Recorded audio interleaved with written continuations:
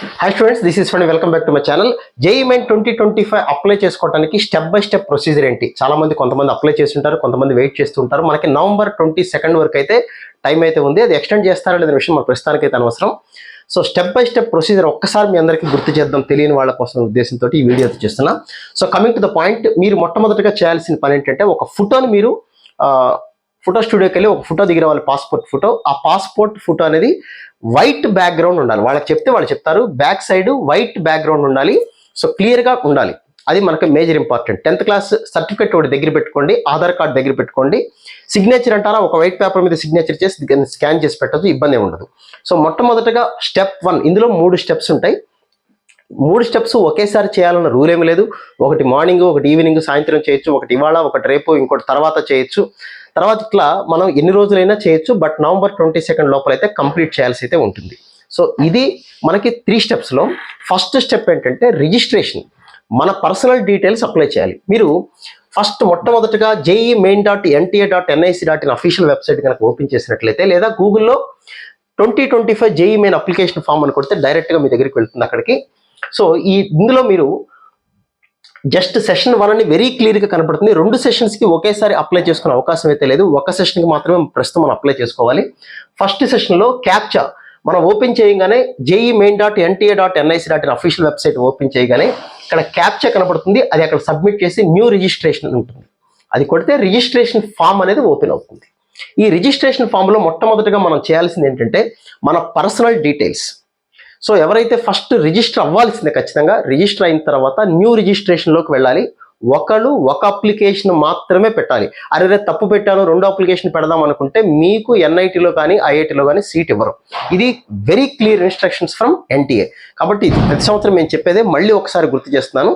అందుకే తప్పులు లేకుండా నిదానంగా నెట్ సెంటర్కి వెళ్ళండి, లేకపోతే కాలేజీలో మీరు చదువుతున్న కాలేజీలో వాళ్ళు ఎక్స్పీరియన్స్ వాళ్ళ చేత చేయించుకోండి. అంతేకాని మొబైల్లో చేద్దామని ప్రయోగాలు అయితే చేయకండి. ఇది అప్లికేషన్ ఫామ్ కాబట్టి. సో మొట్టమొదటిగా మీకు ఇలా రిజిస్టర్ అయిన వెంటనే కనపడేది ఏంటంటే ఆ బ్రోచర్ మీరు డౌన్లోడ్ చేసుకున్నారా లేదా. ఆ బ్రోచర్ డౌన్లోడ్ చేసుకొని I have downloaded the information brochure కనపడుతుంది. ఇది డౌన్లోడ్ చేసుకోవాలి రూల్ ఏం లేదు, చేసుకుంటే మంచిది. నాలాంటి వాడు చెప్తుంటాడు కాబట్టి ఇబ్బంది ఏం లేదు. సో ఇలా మీకు కనపడుతుంది. బ్రోచర్ డౌన్లోడ్ చేసుకోండి, సబ్మిట్ కొట్టండి. సబ్మిట్ కొట్టిన తర్వాత మీకు వెంటనే ఇలా చూజ్ పాస్వర్డ్ అని వస్తుంది. మీరు ఒక పాస్వర్డ్ క్రియేట్ చేసుకోవాలి. ఈ పాస్వర్డ్ 8 నుంచి 13 క్యారెక్టర్స్ వరకు ఉండొచ్చు. ఇది అందరికీ తెలిసిందే. ఒక క్యాపిటల్ లెటర్ ఉండాలి, ఒక స్మాల్ లెటర్ ఉండాలి, ఒక నెంబర్ ఉండాలి, ఒక స్పెషల్ క్యారెక్టర్ ఉండాలి. పాస్వర్డ్ దయచేసి ఎవరికి చెప్పకండి, మీ ఫ్యామిలీ మెంబర్స్కి మాత్రం గుర్తుపెట్టుకొని జాగ్రత్తగా రాసుకోండి. ఏంటేంటో పెట్టుకొని మళ్ళీ తర్వాత ఓపెన్ కాకపోతే చాలా ఇబ్బంది అవుతుంది. ఇది పాస్వర్డ్ క్రియేట్ చేసుకోండి. ముఖ్యమైన విషయాలు ఏంటంటే 2 అతి ముఖ్యమైన విషయాలు. ఒకటి మొబైల్ నెంబర్, రెండోది ఈమెయిల్. మీ మొబైల్ నెంబర్స్, మీ ఈమెయిల్ ఐడీస్ మాత్రమే ఇవ్వండి. అంటే మీవంటే పేరెంట్స్ అయినా పర్వాలేదు. పేరెంట్స్ ఎవరన్నా ఫాదరో మదరో బిజీగా ఉండి గవర్నమెంట్ ఆఫీస్లో ఉండి మనకి ఎప్పుడన్నా రేపు అడ్మిషన్ వరకు ఇదే నెంబర్ వాడతాం. మధ్యలో మొబైల్ నెంబర్ చేంజ్ చేసుకోవడానికి, ఈమెయిల్ చేంజ్ చేసుకోవడానికి ఛాన్స్ అయితే ఉండదు. కాబట్టి బిజీగా లేని నెంబర్స్ మాత్రమే ఇవ్వడానికి ట్రై చేయండి. ఎందుకంటే ఓటీపీలు వచ్చినప్పుడు ఇబ్బందిగా పడకుండా ఉంటుందనే ఉద్దేశంతో. సో పాస్వర్డ్ క్రియేట్ చేసుకోండి, పాస్వర్డ్ జాగ్రత్తగా పెట్టుకోండి. పాస్వర్డ్ మళ్ళీ మీరు ఎప్పుడైనా కావాలన్నా కూడా మార్చుకోవచ్చు, దానికి ఇబ్బంది ఏం లేదు. ఇది సబ్మిట్ చేసిన తర్వాత మీ పర్సనల్ డీటెయిల్స్, పాస్వర్డ్ క్రియేట్ చేసుకున్న తర్వాత మళ్ళీ మీరు ఈ అప్లికేషన్ ఫామ్ అవుతుంది. ఎప్పుడు కూడా మీకు ఒక అప్లికేషన్ నెంబర్ జనరేట్ అవుతుంది. ఇప్పుడు స్టెప్ 1లోనే ఒక అప్లికేషన్ నెంబర్ వస్తుంది. సో మిమ్మల్ని NIT వరకు, IIT వరకు నడిపించేది ఏంటి అంటే ఈ అప్లికేషన్ నెంబరే.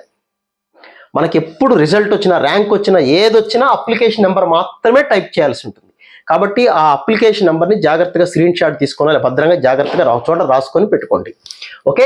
సో అప్లికేషన్ నెంబరు, మీరు అనుకున్న పాస్వర్డ్, మీరు పెట్టిన పాస్వర్డ్ క్యాప్చర్ కొడితే అప్పుడు మీకు వెళ్ళిపోతుంది. ఇది స్టెప్ 1 కంప్లీట్ అయిపోయినట్టు. స్టెప్ 1 అయిపోయిన వెంటనే మనకి స్టెప్ 2 అని ఉంటుంది. స్టెప్ 2 అంటే మళ్ళీ ఒకసారి మన పర్సనల్ డీటెయిల్స్ అన్ని, పేరు, స్టూడెంట్ యొక్క పేరు, ఇవన్నీ కూడా మనం మెన్షన్ చేయాల్సి అయితే ఉంటుంది. ఇందులో అన్ని డీటెయిల్స్ వస్తాయి. కాంటాక్ట్ డీటెయిల్స్, మీ ఫోన్ నెంబరు, ఈమెయిల్ ఐడి మళ్ళీ వస్తాయి. మీ పర్సనల్ డీటెయిల్స్, మీ పేరు, మీ ఫాదర్ పేరు, ఇవన్నీ కూడా యాజ్ పర్ 10th క్లాస్ ప్రకారమే ఫిలప్ చేయాలి. ఆ మాట అక్కడ కూడా మీకు కనపడుతుంది.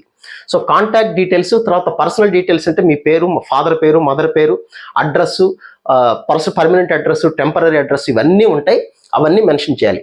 ఐడెంటిటీ ఏంటి, ఐడెంటిటీ ఏంటి అంటే ఐడి కార్డ్ ఏంటి, అది ఆధార్ కార్డ్ నెంబర్ ఒకటి చేస్తే సరిపోతుంది, నెంబర్ టైప్ చేస్తే సరిపోతుంది, ఇంకేం అవసరమే లేదు.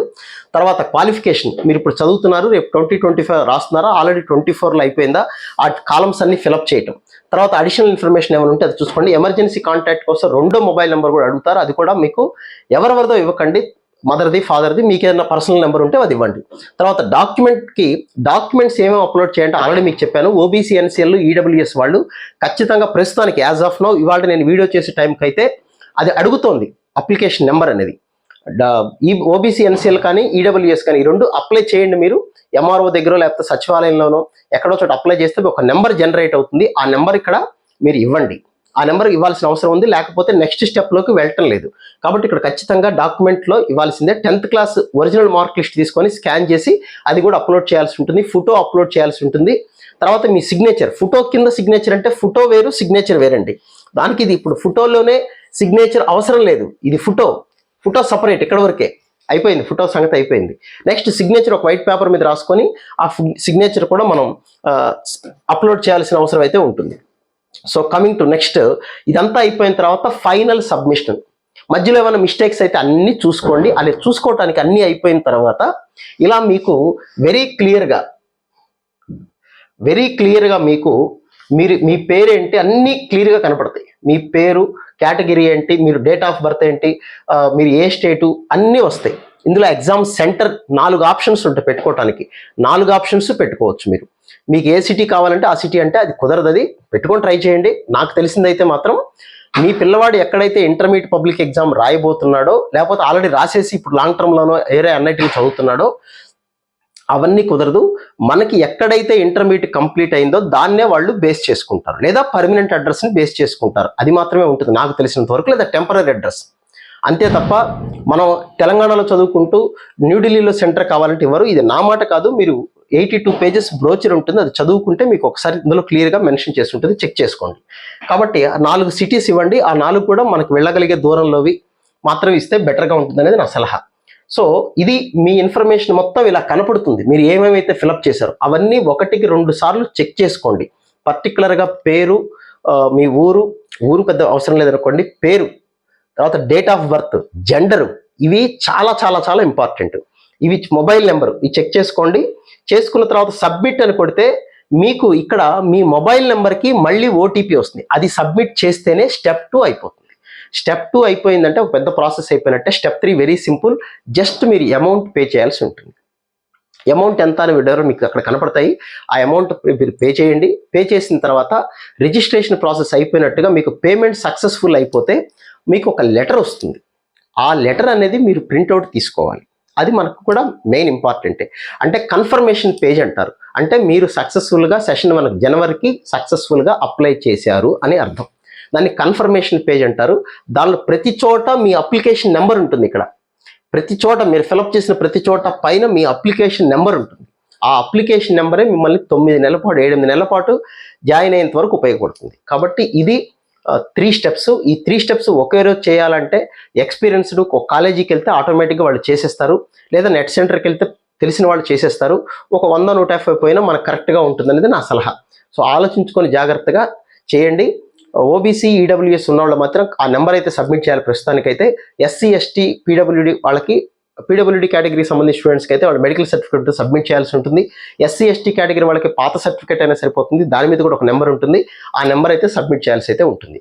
ఓపెన్ కేటగిరీ వాళ్ళకి ఓపెన్ కేటగిరీని మీరు పెట్టారంటే ఇంకా అవసరం ఉంటుంది. ఒకసారి కేటగిరీ పెట్టిన తర్వాత మార్చుకోవడానికి అయితే ఛాన్స్ ఉండదు.